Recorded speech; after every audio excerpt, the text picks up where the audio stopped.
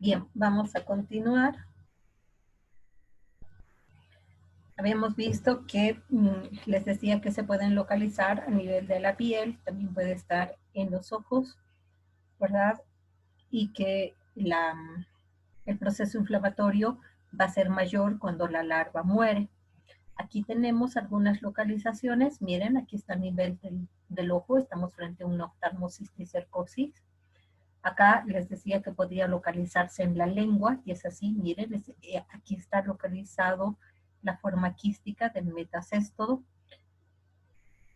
Esto se denomina nomás cisticercosis, aquí oftalmocisticercosis, y aquí tenemos localizado a nivel del cerebro, entonces estaríamos frente a una neurocisticercosis. Entonces, dependiendo dónde esté localizado, pues va a ser también diferente el daño que se va a presentar en cada uno de estos. Estamos frente a una cisticercosis subcutánea o muscular, entonces los nódulos van a ser blandos, no inflamatorios. Cuando uno los toca, no producen dolor, y obviamente la patología que van a producir es escasa. Ahora, si bien se encuentran en la lengua, la sensación de cuerpo extraño es lo que va a ser lo molestoso, podríamos decir, pero no va a haber dolor al masticar, ¿no? Ni con el frío, ni el calor, nada, pero sí la sensación del cuerpo extraño que se va a tener a nivel de la lengua. En el caso de una oftalmocisticercosis, puede localizarse ya sea a nivel de la retina, de la mácula, entonces dependiendo dónde se localice, va a ser el daño que va a producir. Puede estar a nivel subretinal, ocasionando o perforando la retina, puede penetrar a la parte vítrea, las toxinas que libera el parásito que va a estar localizado a este nivel, puede producir una uveitis, una endoftalmitis, y terminar con una atrofia del globo ocular. Y cuando la larva muere, entonces el paciente puede presentarse, y era especialmente si se localiza a nivel de la mácula. Otras características que cuando se encuentra localizado a nivel del ojo es que el paciente va a presentar dolor, fotofobia, ¿no? Entonces la luz le va a molestar bastante. Luego puede tener, les dije, otras localizaciones, ¿no? Porque como a través de la sangre se disemina, entonces puede localizarse a nivel de pulmón, de miocardio, de riñones, pero ahí la patología prácticamente no se va a presentar, ¿no? Puede ser un hallazgo intraoperatorio en el que encuentran de pronto en el pulmón o en miocardio, ¿no? A menos que en pulmón se localizara en alguna arteriola, ahí sí podría ocasionar algún daño. Caso contrario, no.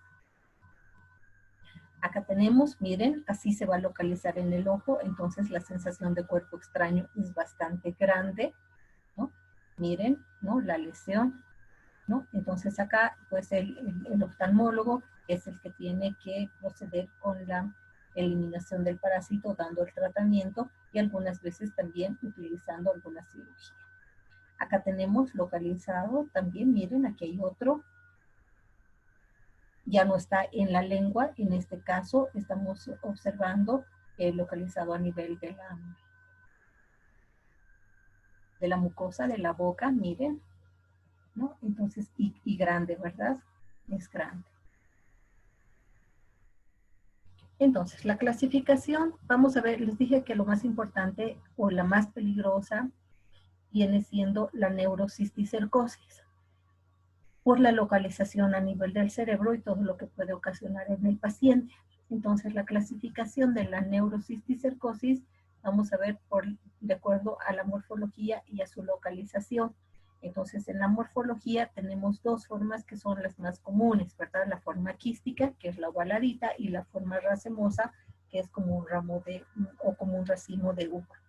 Entonces, las formas quísticas pueden localizarse a nivel de las meninges, del parénquima y a nivel de los ventrículos. Entonces, tenemos formas córtico-meningias cuando se encuentran a nivel de meninges, parenquimatosas cuando están en parénquima y cuando se encuentran a nivel de cuarto ventrículo se las llama ventricular.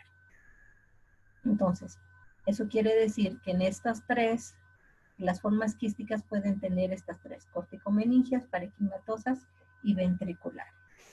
En cambio, en la forma racemosa vamos a tener a nivel ventricular y a nivel cisternal, ¿no? Entonces puede localizarse a nivel de cuarto ventrículo o directamente a nivel cisternal. ¿Me están escuchando bien? Sí, doctor. ¿Sí? Ah, ya. Sí. Estaba preocupada porque de rato en rato me sale que mi conexión a internet no está muy buena. Pero si me están escuchando bien, entonces seguimos. ¿Ya? Entonces, vemos acá que las formas tanto quística como racemosa pueden encontrarse a nivel de cuarto ventrículo. Y si se encuentran a nivel de cuarto ventrículo, lo que van a impedir es que, lo que van a hacer es obstruir cuarto ventrículo y no permiten el paso libre del líquido cefalorraquídeo. Y entonces es cuando el paciente empieza a presentar mayor cantidad de síntomas y estos síntomas obviamente asociados a una patología. Entonces, tanto formas quísticas como racemosas pueden encontrarse localizados a este nivel. Ahora, la forma racemosa, aparte de encontrarse a nivel de cuarto ventrículo, lo podemos encontrar también localizado a nivel cisternal. Que esas serían las más importantes, como les decía, las formas quísticas y las formas racemosas. Ahora, la clasificación de la neurocisticercosis va a ser según la forma clínica, es decir, que de acuerdo a dónde esté localizado, ya sea a nivel de las meninges, del parénquima, de los ventrículos, ¿qué va a ocasionar esto? O sea, ¿cuál va a ser la forma clínica? Entonces, el paciente puede presentar convulsiones, entonces estamos frente a una forma clínica convulsiva. Puede presentar, tenemos una forma clínica hipertensiva, esta es la más común y que se puede asociar también a estas otras. La hipertensiva es justamente cuando se localiza a nivel de cuarto ventrículo, ¿no? Y produce la obstrucción de este, evitando el paso del líquido cefalorraquídeo, por tanto, se produce una hipertensión, ¿ya? Y el paciente va a empezar a tener dolores de cabeza y puede llevarse una convulsión y demás. Puede haber una forma clínica pseudotumoral, porque dijimos que las formas, estos quistes actúan como pequeños tumores, ¿verdad? Que se localizan en diferentes lugares y dependiendo dónde se localicen, pueden producir también que el paciente empiece a olvidarse las cosas. Entonces, otra forma clínica puede ser la demencia. Entonces, olvidan cosas y asociado tanto a la demencia como a la pseudotumoral, también de pronto el paciente puede presentar alucinaciones, tanto visuales como auditivas. Entonces ve a alguien que nadie más ve o escucha algo y ¿no? Entonces empieza con esas alucinaciones y pues eso es bastante complicado para el paciente y para su entorno, obviamente. Entonces vamos a ver acá las localizaciones más frecuentes. Dijimos que podía ser a nivel de parénquima y principalmente a nivel de cuarto ventrículo. Entonces también puede encontrarse en espacios subaracnoideos, en meninges, en médula, que es lo que habíamos visto, ¿verdad? Pero hay algo que es muy importante, es que la cisticercosis múltiple es más frecuente que la única. ¿Eso qué quiere decir? Que rara vez vamos a encontrar que un paciente presente solamente una forma quística o dos, como estamos viendo acá, ¿no? Generalmente son varios, como hemos observado en las otras figuras, donde nos mostraba localización a nivel del cerebro. Entonces van a haber muchas que van a estar en diferentes lugares y por eso es que no solamente va a presentar un cuadro de convulsión o de hipertensión endocraneana, sino varias cosas por la diferente localización de estos quistes a nivel del cerebro. Entonces ya sabemos que cuando los quistes mueren, ¿no? aumenta la manifestación clínica por la inflamación que se va a producir a nivel de los tejidos, ¿no? La liberación de los antígenos, como habíamos visto, por lo tanto va a haber una reacción inmunológica y además lo que va a suceder es que estos quistes, cuando se mueran, luego se calcifican y lo que hacen es producir la obstrucción de los conductos líquidos del líquido cefalorraquídeo, ¿no? Del cuarto ventrículo. Entonces no hay la circulación normal del líquido cefalorraquídeo y lo que el paciente presenta es una hipertensión intracraneana o hidrocefalia. Y esto se va a manifestar o va a empezar con dolores, con cefaleas, que van a ser primero cefaleas leves, pero luego se van poniendo o van siendo constantes y se van asociando a otras patologías más. Luego tenemos la meningitis por cisticercosis con engrosamiento de las membranas y exudado. Tenemos la forma miliar con múltiples cisticercos a nivel de parénquima cerebral. Ahí estaríamos frente a una encefalitis, ¿no? Entonces ya una complicación más grande. Entonces esto es lo que generalmente nos vamos a encontrar en un paciente con cisticercosis, que sean múltiples, que estén localizados en varios lugares y que tengan además diferentes tamaños. Como podemos observar, hay algunos pequeños y otros que son mucho más grandes. En cuanto a las manifestaciones clínicas, el cuadro es variable debido a distintos hechos, por ejemplo, las diferentes formas que tengan, ya sea una forma quística o una forma racemosa. Ya les dije que las formas racemosas son más peligrosas y estas se pueden encontrar tanto a nivel ventricular, ¿verdad? Ambas formas a nivel ventricular. Luego las condiciones, si son únicas o múltiples, entonces cuando es única, pues obviamente la manifestación clínica va a ser menor. Cuando son mayores, pues obviamente cuando son varias, diré, obviamente la manifestación clínica va a ser mayor. Entonces, además que no van a tener solo una localización, sino, como ya habíamos visto en las otras figuras, pueden localizarse en varios lugares, entonces el paciente presentar más de una manifestación clínica. Las diferentes reacciones del huésped, eso también es importante, o sea, cómo evoluciona. Ustedes saben que con una misma enfermedad, dos pacientes no reaccionan de la misma manera. La evolución en cada uno es distinta, entonces eso también va a tomarse en cuenta acá.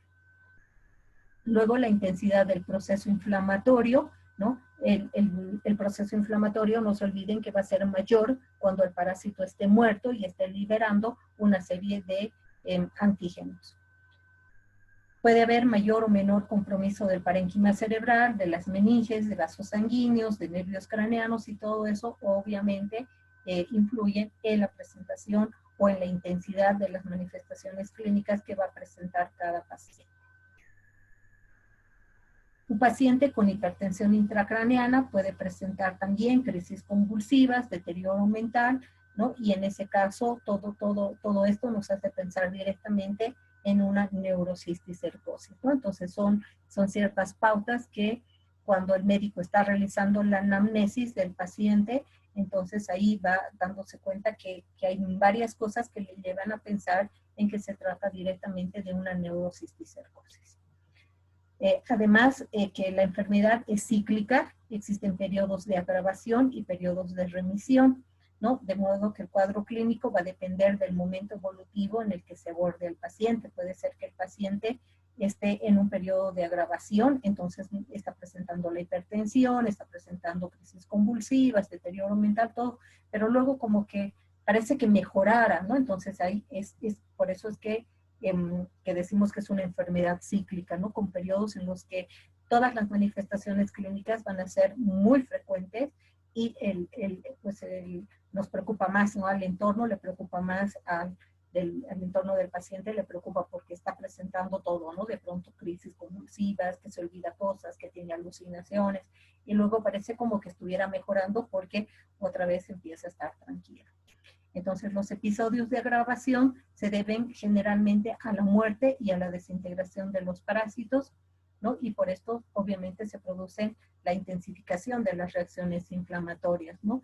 Entonces, no nos olvidemos que justamente cuando está vivo es cuando la manifestación clínica es menor, ¿no? En cambio, cuando el parásito muere por la liberación de esos antígenos, pues obviamente las reacciones inflamatorias van a ser mayores y los episodios de agravación van a estar relacionados justamente con la muerte del parásito dentro del organismo.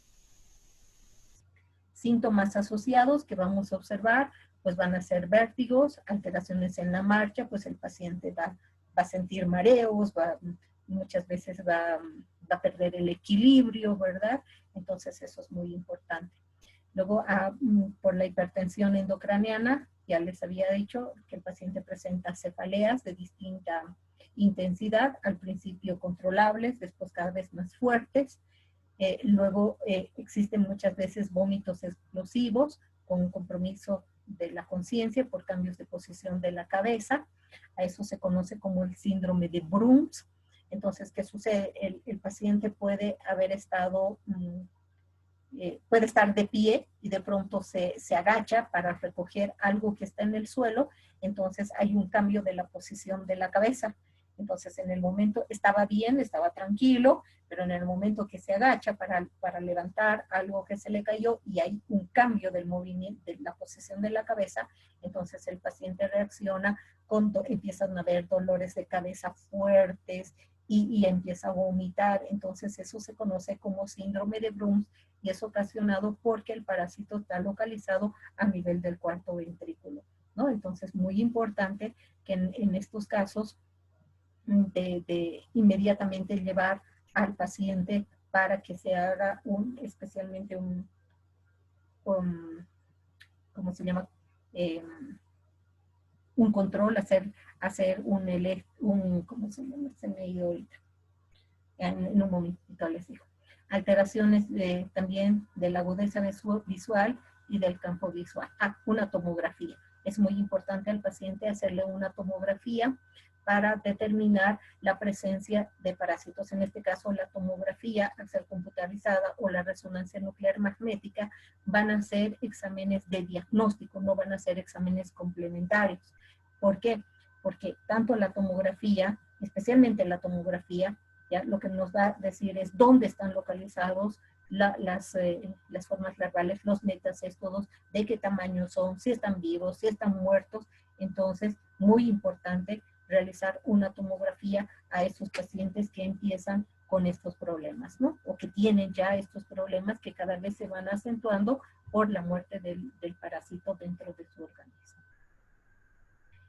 Aquí tenemos la forma convulsiva, está asociado, les decía, a crisis convulsivas.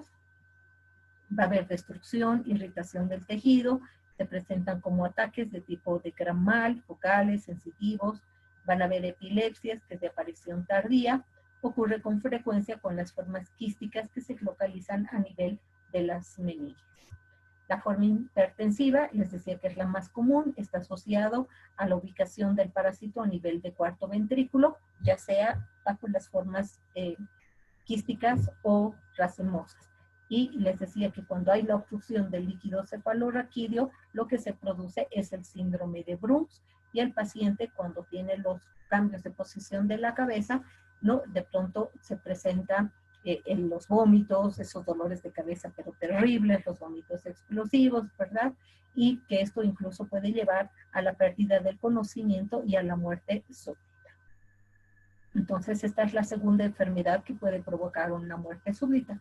La primera era la enfermedad de Chagas en fase crónica, cuando está localizado a nivel del corazón, ¿verdad? Entonces, en una cardiopatía chagásica, ¿no? Cuando la enfermedad está avanzada, el paciente puede morir con una muerte súbita. Lo mismo puede suceder acá cuando el parásito se localice a nivel de cuarto ventrículo. Entonces puede darse primeramente el síndrome de Bruns, ¿no? Con todas las manifestaciones clínicas y patologías que hemos ido viendo, ¿no? Perder luego el conocimiento y posteriormente producirse la muerte. Pueden haber formas pseudotumorales, tenemos formas quísticas, corticomeningias, parenquimatosas, tienden a acumularse a nivel del encéfalo, ¿no? Estas van a estar asociadas a crisis convulsivas, hipertensión endocraniana, y como les decía, lo que pasa es que los quistes actúan como pequeños tumores que se localizan a nivel del cerebro. Tenemos la forma demencial, que se produce con un deterioro orgánico, ¿no? Entonces, que va a llegar obviamente hasta la demencia total, ¿no? Entonces, acá esto altera bastante la esfera afectiva, ¿no? Por estados de confusión mental, porque el paciente empieza a desconocer a sus familiares, ¿no? Entonces, de pronto se produce igual que en el Alzheimer o que en la demencia senil, en el que de pronto ya no reconocen a sus hijos, ya no reconocen a los hermanos, entonces obviamente esto les ocasiona una serie de manifestaciones terribles, ¿no? Estados de confusión que van a presentar, entonces se alteran porque ¿dónde me están llevando? ¿Quién eres tú? Entonces eso es complicado. También se van a presentar manifestaciones de tipo esquizofrénicas o paranoides. A veces tienen reacciones muy torpes, se enojan muy rápido, son muy agresivos, ¿no? Y es justamente porque de pronto ellos de estar haciendo algo se olvidan inmediatamente de qué estaba pasando, ¿no? ¿Qué estaban haciendo? Entonces, por eso es que hay este tipo de manifestaciones. Y se asocian además a las alucinaciones que les decía, tanto auditivas, visuales, escuchan cosas que solo ellos, nadie más escuchó, o ven a alguna persona, entonces eso les produce confusión y pues como les decía va a estar asociada también la pérdida de la memoria que se está produciendo en ese tipo de pacientes. También están los síndromes de pares craneanos.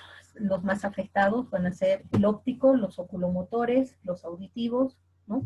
Entonces, no necesariamente el parásito tiene que estar localizado a nivel del ojo para que exista una afección a nivel ocular. Puede estar localizado a nivel de estos pares craneanos como los oculomotores y producir, siendo que está localizado en el cerebro, producir alguna alteración óptica, ¿no? Luego tenemos el síndrome medular, van a haber cambios motores sensitivos, tanto en extremidades inferiores, puede producirse una parálisis, ¿no? Y esto igual está asociado a el lugar donde se localice el parásito a nivel del cerebro. El síndrome meningio, cuando los quistes se adhieren, ya sea a la tía madre, ¿no? Flotan en espacios aracnoideos, entonces hay una fibrosis, una aracnoiditis, ¿no? Meningitis aséptica con un aumento de proteínas, de eosinófilos, porque aumentan los eosinófilos, pues justamente porque se trata de parásitos, ¿no? Entonces va a haber un aumento grande de glóbulos blancos y los que van a estar aumentados, pues van a ser justamente los eosinófilos, ¿no? Ahora veamos la diferencia entre, miren, estos son más alargaditos y completamente blancos cuando encontramos en la carne, que era lo que les decía, ¿no? A diferencia de los que hemos visto anteriormente que se pueden localizar en el cerebro, que tienen una porción densa, más oscura, y alrededor, ¿no? La sustancia líquida que es prácticamente transparente. Entonces, cuando nosotros encontramos la carne del cerdo que tiene estas larvas de acá, lo mejor es tirar la carne, ¿no? No ni siquiera darle a los animalitos porque ellos también pueden, va a ser dañino también para ellos. Entonces, esto no es bueno consumir. Ya muchas veces, ya la carne cuando cortamos la observamos así, o lo que sucede que cuando muchas veces estas las sacan, ¿ya? Para poder vendernos, y cuando nosotros colocamos esto al sartén caliente, entonces inmediatamente estas salen para arriba. Entonces nos tenemos que fijar y si tenemos eso, pues tirar la carne, ¿no? Y por eso es peligroso el consumir los chorizos, por ejemplo, caseros o esos chorizos que no han tenido un procesamiento correcto, porque pueden haberse utilizado este tipo de carne con estas, y como está todo triturado, entonces no nos damos cuenta y podemos consumir. Entonces, si consumimos esos chorizos, pues tienen que estar bien cocidos, de preferencia primero hacerlos cocer en agua y luego recién freírlos o ponerlos a la parrilla. Así nos aseguramos de que si existen estas larvas, pues se destruyan completamente con la cocción. Para el diagnóstico necesitamos saber los antecedentes epidemiológicos, es decir, si vienen la procedencia, muy importante, especialmente si son zonas endémicas. Hay lugares donde la cantidad de pacientes con cisticercosis es mayor que en otras, ¿no? Y eso generalmente, como les decía, es a nivel rural, porque la costumbre que tenemos nosotros los bolivianos de siempre tener, ¿no?, conejitos, gallinas, cerdos, alguna cosa, ¿verdad?, en casa. Especialmente si tenemos una casita en alguna provincia, ¿verdad? Entonces eso es algo que siempre nos gusta, y entonces hay que tener mucho cuidado de cocinar siempre bien ese tipo de carne. Ahora, otra cosa, otro antecedente que es importante es saber si no hay algún familiar con teniosis, ¿no? Entonces, si esa persona tiene teniosis y no tiene buenos hábitos de higiene, pues puede contagiar al resto con los huevos que va a estar en las manos, y al manipular los alimentos o algunos utensilios puede hacer que otras personas de su entorno familiar adquieran la cisticercosis. Un cuadro clínico de epilepsias es otro antecedente epidemiológico, especialmente si no había un daño previo, ¿no? o este paciente no tenía una patología de base que le generaba esas epilepsias. Si estas epilepsias aparecen de pronto, entonces es una gran sospecha de que puede haber algún daño y puede estar relacionado con la cisticercosis. Como les decía, los estudios radiológicos en este caso no son complementarios, sino son de diagnóstico propiamente, como la tomografía axial computarizada y la resonancia magnética, que en su momento no me acordaba. Luego, porque estas nos van a dar, como les decía, toda esa información, ¿no? Si son quistes parenquimatosos, si están vivos, si están en involución, si ya están calcificados, ¿no? Entonces, nos dan mucha información. Entonces, realmente estos dos estudios radiológicos pues son muy importantes en el caso de una cisticercosis. Obviamente no la vamos a realizar nosotros como bioquímicos, pero tenemos que saber ¿no? Saber qué es lo que se puede utilizar, y no decir siempre los exámenes de imagenología son complementarios en parásito. Estamos viendo que no, que hay algunos casos en los que pueden ser de diagnóstico, porque como en la tomografía lo que se hace es tener cortes, diferentes cortes del cerebro, entonces se va a poder determinar exactamente la localización del parásito, si está a nivel ventricular, si está a nivel parenquimatoso. Entonces estos son realmente un gran apoyo. En cuanto al diagnóstico laboratorial, tenemos las pruebas de ELISA. Cuando estamos frente a un daño a nivel de tejido o de ojos, entonces podemos hacer simplemente una ELISA en sangre. Cuando ya la sospecha es de una neurocisticercosis, lo mejor es hacer una prueba de ELISA en líquido cefalorraquídeo, ¿no? Ahora, estas pruebas, una vez que el ELISA nos da positivo, es importante hacer los diagnósticos confirmatorios, que serían el Immunoblot y el Western Blot, ¿no? Que son, sabemos, de técnicas de electroinmunotransferencia, ¿verdad? Estos dos son considerados exámenes confirmatorios. Pero sabemos que antes de realizar un confirmatorio, pues tenemos que realizar uno de diagnóstico, ¿no? ¿Por qué hacemos la confirmación? Porque también este ELISA nos puede dar positivo en caso de la presencia del parásito adulto, es decir, cuando estemos frente a una teniosis, ¿no? Entonces, este ELISA va a poder detectar también a ese, y ahí es el problema.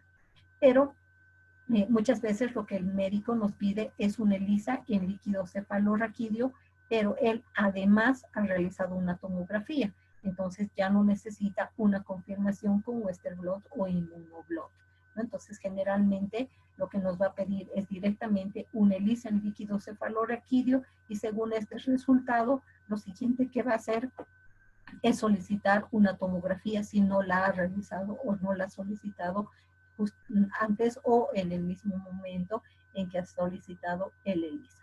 Además que la clínica siempre manda, ¿no? Entonces es muy importante para el médico hacer la anamnesis y poder darse cuenta de qué es lo que está pasando. Un examen complementario sería un examen de líquido cefalorraquídeo,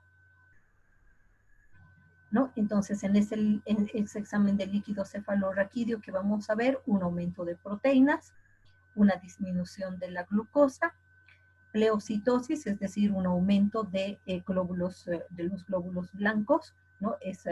Se conoce como pleocitosis cuando hay un aumento de glóbulos blancos a nivel del líquido cefalorraquídeo, ¿verdad? Entonces, es una leucocitosis cuando aumenta en la sangre y es una pleocitosis cuando aumenta en líquido cefalorraquídeo. Entonces, van a estar los glóbulos blancos, van a estar aumentados, especialmente ¿quién? Los linfocitos y los eosinófilos, ¿no? Entonces, esa va a ser la información que vamos a tener de un citoquímico del líquido cefalorraquídeo. Es complementario, no es diagnóstico porque solamente nos dice las proteínas están aumentadas, la glucosa está disminuida, pero no nos dice quién es el responsable de estas alteraciones a nivel del líquido cefalorraquídeo.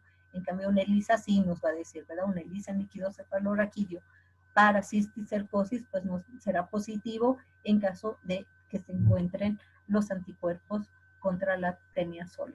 En cambio, nos dará negativo si no se han encontrado, ¿no? Y también es importante como un examen complementario realizar un coproparasitológico para saber si el paciente no tiene además una teniosis, ¿no? Porque les decía, el paciente con teniosis que no tiene buenos hábitos es muy probable que desarrolle una cisticercosis. También cuando está localizado en otros lugares, como por ejemplo los nódulos subcutáneos, como ya les decía, lo que se hace es una biopsia y especialmente para diferenciar de un liposoma, ¿no? Que no sea un acúmulo de grasa. A nivel ocular se hace una observación por oftalmoscopía indirecta o biocromoscopía que permite visualizar al cisticerco. Si los medios están opacos, se puede recurrir a la ecografía, a la escanografía o a la resonancia magnética, que son bastante útiles. La prueba de ELISA en sangre, de hecho, nos va a dar positiva, ya sea cuando esté localizado a nivel de nódulos subcutáneos o cuando se encuentre a nivel de los ojos. En las localizaciones, como les decía, a nivel del pulmón, del corazón, que no van a presentar una manifestación clínica, muchas veces solamente son observadas cuando te haces hecho una autopsia y de pronto se encuentran a las formas quísticas encapsuladas y además calcificadas en alguna otra. Para el tratamiento, como se trata de una tenia, lo ideal es utilizar el praziquantel. Se puede utilizar dosis de 50 miligramos kilogramo día, subdividida en subdosis de 2 o 3 tomas durante 15 días y repetir el tratamiento después de 1 o 2 meses en caso de que sea necesario. Esta evaluación obviamente la va a hacer el médico. El albendazol también es muy bueno, especialmente en una neurocisticercosis con dosis de 15 miligramos día durante 30 días. Está contraindicado en un oftalmocisticercosis. Y como el parásito está produciendo una inflamación muy grande en el huésped, entonces tanto el praziquantel como el albendazol se pueden asociar a corticoides, ¿no? Entonces, especialmente cuando estamos frente a una encefalitis, ¿no? Cisticercósica o formas subaracnoideas, entonces para esto se asocia con el corticoide que es muy buen antiinflamatorio. Para la prevención, evitar el consumo de carnes de cerdo crudas o poco cocidas. Esta es una prevención para teniosis o cisticercosis.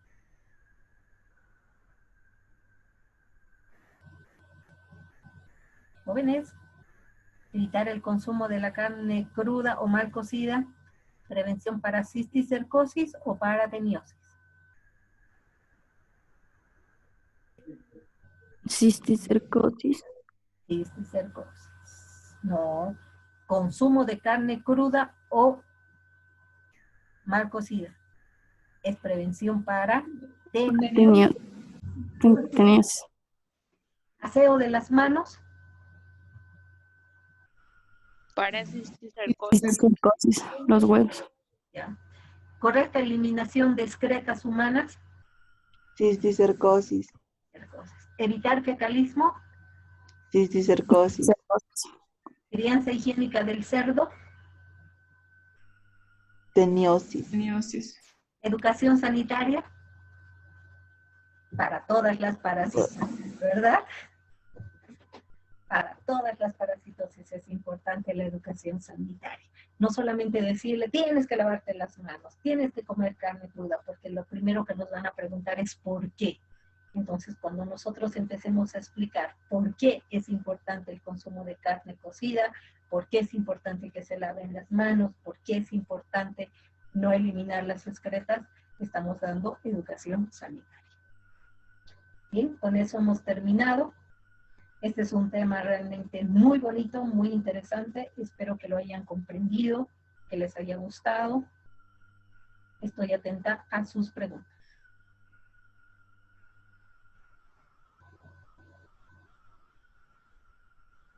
O comentarios.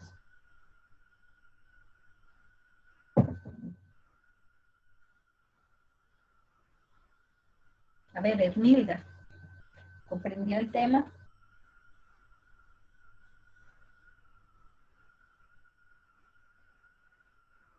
Ermilda.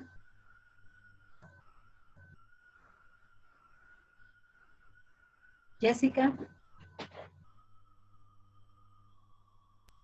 Sí, doctora. ¿Sí? ¿No hay dudas? Doctora, una consultita. El aspecto o las formas que se puede presentar, está la quística y la que tiene forma de uva, ¿no? La racimosa. Y, o sea, ¿solo se puede presentar uno o puede también presentarse las dos formas? A nivel de cuarto ventrículo podemos observar las dos, tanto formas quísticas como racemosas. Entonces, digamos, yo si consumo puedo tener las dos formas. Sí, puedes. Ah, ya. Puedes, Gracias. sí. Ahora, localizado a nivel de ojos, a nivel de piel, generalmente vamos a encontrar las formas quísticas. Las formas quísticas vendrían siendo las más frecuentes. Ya, las formas racemosas no son tan frecuentes, pero si se localizan en cuarto ventrículo, el daño que va a producir esa forma racemosa va a ser mucho más severa que la de una forma quística por el tamaño, ¿no? Entonces, la evolución del cuadro del paciente va a ser sumamente rápido. Ah, ya. ¿Alguna otra duda? Yuri, ¿se ha comprendido? Sí, doctora. ¿Sí? ¿No tienes dudas, preguntas? En este caso, dice una pregunta, ¿no sería muy eficiente realizar un examen de Ricci? En el caso de que quieras determinar una teniosis, sí. Pero para hacer una cisticercosis, o sea, Ricci sería como un examen complementario para determinar si tu paciente, además de cisticercosis, tiene teniosis. Pero para determinar si se trata de una cisticercosis, en el laboratorio de primera elección es la prueba de ELISA. Ya está bien. ¿Alguna otra duda? Sí, doctora, una pregunta, por favor. Dice que cuando las larvas mueren, los síntomas o puede ser más graves, pero al tomar el tratamiento, ¿qué haces? No es matar a los parásitos o qué hace? ¿Qué efecto tiene? Lo que hace sí. es calcificar las larvas. que se Ah, sí, sí, se produce la calcificación. ya, gracias. Muy buena pregunta. Hay pacientes que pueden tener, no siempre se puede sacar o extraer al cisticerco que esté localizado en el cerebro, a veces es muy peligroso. Entonces lo que se hace es dar tratamiento para calcificar y que el paciente viva con su larvita en su cerebro, pero que las manifestaciones